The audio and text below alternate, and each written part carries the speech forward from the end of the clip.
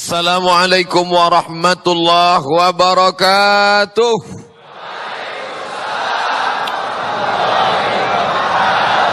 Bersyukur kepada Allah dengan ucapan Alhamdulillahi Rabbil Alamin. Berselawat kepada Rasulullah dengan ucapan Allahumma salli ala Sayyidina Muhammad wa ala ali Sayyidina Muhammad. Laisa minna, tidak termasuk golongan kami, kata Nabi sallallahu alaihi wasallam, man lam yarham saghirana, tidak sayang kepada anak kecil, tidak sayang kepada para pemuda, walam ya'rif syarafa kabirina, tidak menghormati yang tua, yang layak untuk dimuliakan, maka bukan umat Muhammad sallallahu alaihi wasallam.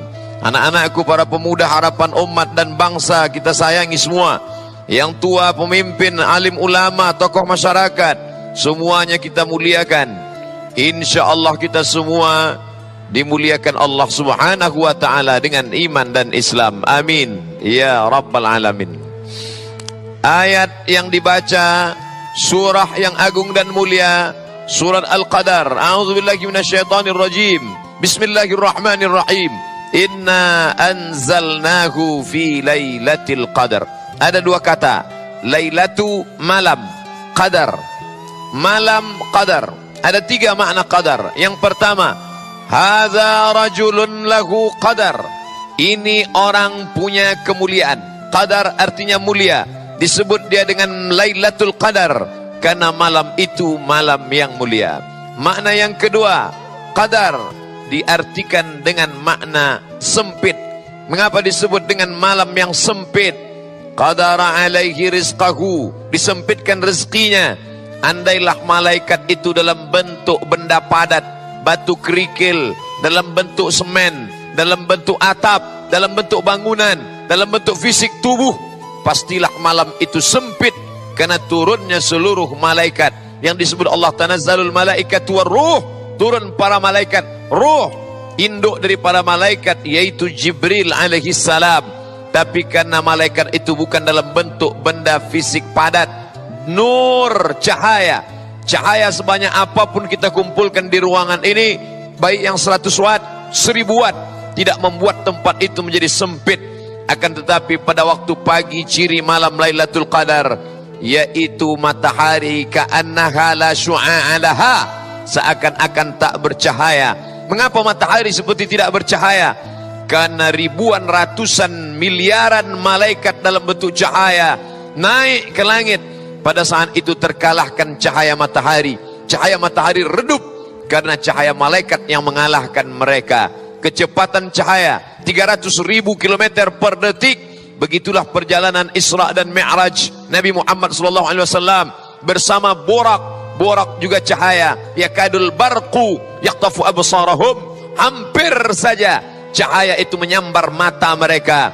Jibril dalam bentuk cahaya, jismun nuraniyun, bentuk fisik yang cahaya. Maka malam itu disebut dengan malam qadar karena kemuliaan. Malam itu disebut dengan malam yang sempit karena pada malam itu andai malaikat berbentuk fisik, tentulah dunia ini akan sempit. Yang ketiga, qadar diartikan dengan takdir. Inna kulla syai'in khalaqnahu biqadar, sesungguhnya segala sesuatu kami ciptakan dengan qadar. Allah subhanahu wa ta'ala tidak menyebut malam itu kapan. Allah hanya menyebut dia terjadi pada suatu malam. Definisi malam dari sejak tenggelam matahari, nampak syafaq ahmar, memerona, memerah sebelah barat, sampailah terbit fajar. Makanya dalam ayat dikatakan tanazzalul malaikatu warruh, turun para malaikat dan induk dari para malaikat, ruh Jibril alaihissalam. Salamun hiya hatta, selamat pada malam itu sampai batas limit waktunya, hatta matla'il fajr, sampai terbit fajar. Terbit fajar bukan terbit matahari.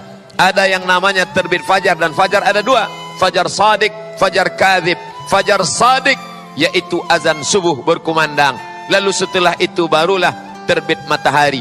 Apakah malam qadar itu sampai terbit fajar atau sampai terbit matahari? Malam qadar sampai terbit fajar. Selesai azan subuh, maka berakhirlah dia sesuai dengan ayat salamun hiya, selamat dia pada malam hari itu, selamat dari malapetaka, selamat daripada setan, selamat daripada kejelekan, selamat daripada keburukan. Dia dipenuhi dengan keselamatan, maka umat Islam diminta berbondong-bondong meramaikan masjid, surau, langgar, musalla, meminta kemuliaan, kerahmatan, keberkahan dari Allah. Salam sampai kapan? Hatta matla'il fajr, sampai terbit fajar. Begitulah umat Islam dianjurkan memuliakan. Maka ada di berbagai tempat tradisi menghidupkan malam, dari mulai salat maghrib berjamaah, dilanjutkan zikir dan doa, sampai salat isya berjamaah, dilanjutkan dengan salat tarawih, dilanjutkan dengan salat witir, dilanjutkan dengan tadarus, mempersedikit, meminimalisir tidur, lalu kemudian membaca Al-Quran, berzikir, bertasbih, bertahmid, bertakbir, lalu kemudian salat tahajud malam, ditambah dengan salat-salat sunat, salat sunat taubat, salat sunat wudu, salat sunat hajat, salat sunat tasbih, salat sunat tahajud. Tidak lagi ditutup dengan witir, karena sudah menutup witir tarawih dengan witir. La witrani, tidak boleh 2 kali witir fi lailatin, dalam satu malam. Sampai pada puncaknya adalah salat subuh berjamaah. Man shalla subha fi jama'atin, siapa yang salat subuh berjamaah, fa ka'annama shalla al-laila kullah, dapat pahala seperti salat sepanjang malam. Raka'atul fajri, 2 rakaat salat qabliyah subuh, khairum minad dunya wa ma fiha, lebih baik daripada dunia dan seisinya. Siapa yang tidak mendapatkan kemuliaan-kemuliaan Ramadan, faqad hurim.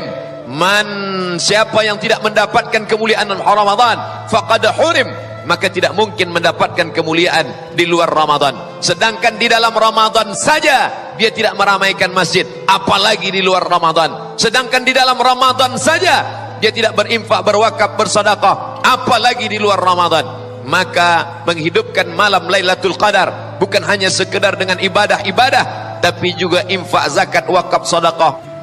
Malam itu malam yang biasa-biasa saja, tapi ketika Allah Ta'ala turunkan Quran pada malam itu, maka malam itu berubah menjadi malam kemuliaan. Allah sebut sifatnya 2. Yang pertama, inna anzalnahu fi lailatin mubarakah, pada malam itu kami turunkan malam yang penuh barakah. Yang kedua, inna anzalnahu fi lailatul qadar, kami turunkan dia di malam qadar. Malam qadar, malam keagungan, malam kemuliaan, malam barakah.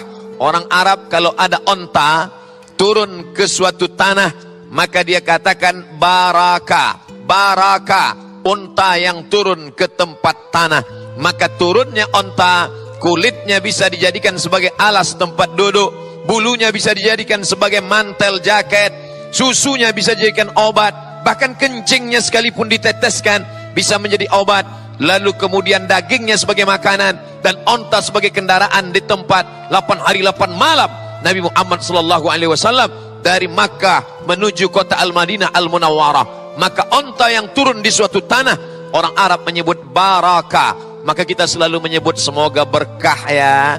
Ada orang yang anaknya lahir, kita katakan barakallahu laka fil mauhub, semoga Allah berikan berkah pada anak yang baru saja lahir. Wa syakartal wahib, engkau menjadi orang yang bersyukur pada Allah yang sudah memberikan anak anugerah kepadamu. Wa ruzikta birrahu, semoga Allah Ta'ala memberikan berkah, anakmu menjadi anak yang berbakti. Wa balagha asyuddahu, semoga anakmu diberikan berkah sampai usia remaja dewasa dalam keadaan soleh dan solehah. Lalu ketika kita ada orang yang menikah, maka kita juga mintakan berkah. Barakallahu lakuma, semoga Allah berikan berkah pada kalian berdua. Wa baraka alaikuma, Allah berikan berkah pada kalian berdua dalam senang dan susah. Wa jama'a bainakuma fi khair, Allah berikan kalian kesatuan hati dalam kebaikan. Maka malam itu disebut dengan malam yang penuh barakah. Mengapa? Karena ada keberkahan yang hanya, bagaimana cara menghitung malam? Berapa jam sebenarnya malam itu? Apakah siang 12, malam 12? Bukan begitu cara menghitung malam. Malam dimulai dari sejak tenggelam matahari. Kebetulan di tempat kita Jabodetabek, tenggelam matahari pukul 6 sore. Lalu kemudian berakhir malam itu ketika azan subuh berkumandang, terbit fajar shadiq lebih kurang pukul 4.30. Maka dari jam 6 sore sampai pukul 4.30 azan subuh, itulah malam, lebih kurang 13 jam setengah.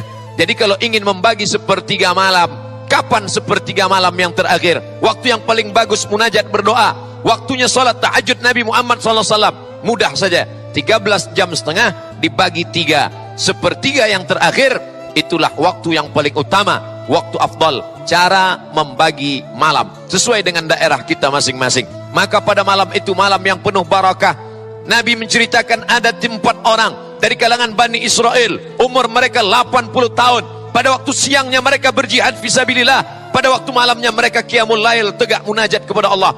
La ya'sunallah, tidak pernah berbuat dosa kepada Allah. Tarfata ainin, sekedip mata, tidak pernah berbuat dosa kepada Allah. Siangnya berjihad, malamnya qiyamul lail. Malamnya qiyamul lail, siangnya berjihad. Mendengar cerita itu sahabat Nabi down, lemah, sedih.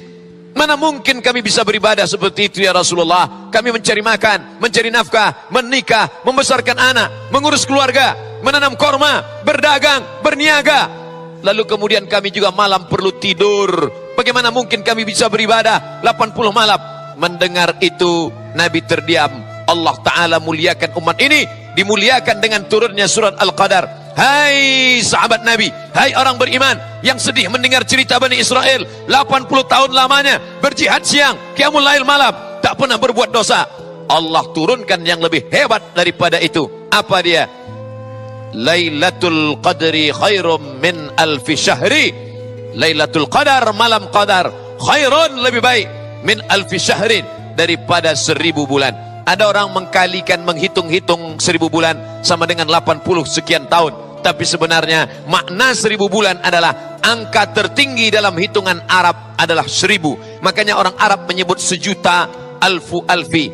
Alfu alfi, 1000 sama dengan sejuta. Maka sesungguhnya yang diinginkan dari kata alfi syahrin bukan 80 sekian tahun, tapi angka tertinggi tanpa batasan. Kalau engkau sedih wahai sahabat karena ada orang Bani Israel 80 tahun beramal tidak pernah berdosa, maka aku berikan balasan alfu syahrin, 1000 bulan tanpa batasan, asalkan engkau beribadah munajat karena Allah Subhanahu wa ta'ala. Oleh sebab itu jangan bersedih wahai orang Islam, walaupun usiamu pendek tapi amalmu banyak. Jangan bersedih wahai orang Islam, walaupun engkau lelah tapi diberikan Allah balasan yang luar biasa. Jangan berduka cita wahai orang Islam dengan syarat kau muliakan malam-malam itu semuanya, tapi Allah rahasiakan. Dirahasiakan Allah, tidak ada yang tahu siapa yang dapat taubat nasuha. Dirahasiakan Allah, tidak ada yang tahu siapa yang dapat satu doa titik mustajab di hari Jumat. Tidak ada yang tahu siapa yang dapat salat wusta. Tidak ada yang tahu siapa yang dapat haji mabrur. Tidak ada yang tahu siapa dapat malam Lailatul Qadar. Begitu dikatakan oleh Syekh Al-Imam dalam kitabnya yang berjudul Tafsir Mafatihul Ghaib, kunci-kunci ghaib, Al-Tafsir Al-Kabir, Imam Fakhruddin Ar-Razi, meninggal 606. Kata beliau dalam surat Al-Qadar, Allah rahasiakan 5 perkara ini agar supaya menjadi iktibar pelajaran. Mengapa Allah rahasiakan satu doa titik di hari Jumat? Supaya dari mulai petang Jumat, siang Jumat, malam Jumat, pagi Jumat, berdoa, berdoa, berdoa, berdoa. Bahkan sampai ketika khatib naik ke atas mimbar antara 2 khutbah, tetap juga banyak orang berdoa. Kenapa? Mungkin di waktu yang sempit itu seperti cermin yang terang benderang, ada satu titik hitam di tengah. Dalam satu titik itu doa mustajab kepada Allah Subhanahu wa ta'ala. Mengapa Allah tidak beritahu siapa yang dapat salat wusta? Agar senantiasa mencari waktu utama, salat subuh berjamaah, salat asar berjamaah, salat tahajud, salat witir. Mudah-mudahan menemukan salat wusta. Mengapa Allah tidak beritahu siapa yang dapat taubat nasuha? Supaya orang senantiasa merasa banyak silap, salah, dosa. Dengan itu dia beribadah, munajat, memohonkan ampunan Allah SWT. Begitu juga kita. Mengapa Allah tidak beritahu siapa yang dapat Lailatul Qadar? Karena Allah ingin agar kita meramaikan tiap-tiap malam Ramadan. Malam pertama, malam kedua, malam ketiga, sampai pada akhir malam.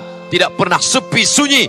Justru semakin berakhir ujung-ujung Ramadan, orang semakin ramai. Taharru Lailatul Qadri, cari Lailatul Qadar fil ashril awakhir min Ramadan, di 10 terakhir Ramadan. Oleh sebab itu menjelang akhir-akhir Ramadan 18, 19, 20 malam 21, siapkan baju, siapkan pakaian, siapkan budget, siapkan segala yang perlu diperbaiki. Lalu kemudian pergilah ke masjid, tidak kembali. Nabi SAW masuk ke dalam masjid beriktikaf. kalau sudah 10 terakhir Ramadan, syadda ma'zarahu, Nabi kuatkan ikatan, kencangkan ikatan pinggangnya, menunjukkan bahwa tidak lagi ada hubungan kelamin, tidak lagi ada hubungan, hanya hubungan dengan Allah Subhanahu wa taala. Aiqaza ahlahu, dia bangunkan keluarganya di tengah malam, bangun, bangkit, beribadah, lalu kemudian menikmati munajat kepada Allah Subhanahu wa taala, muhasabatun nafs. Mudah-mudahan kita termasuk golongan orang-orang yang senantiasa merindukan dan mendapatkan Lailatul Qadar tahun ini insyaallah.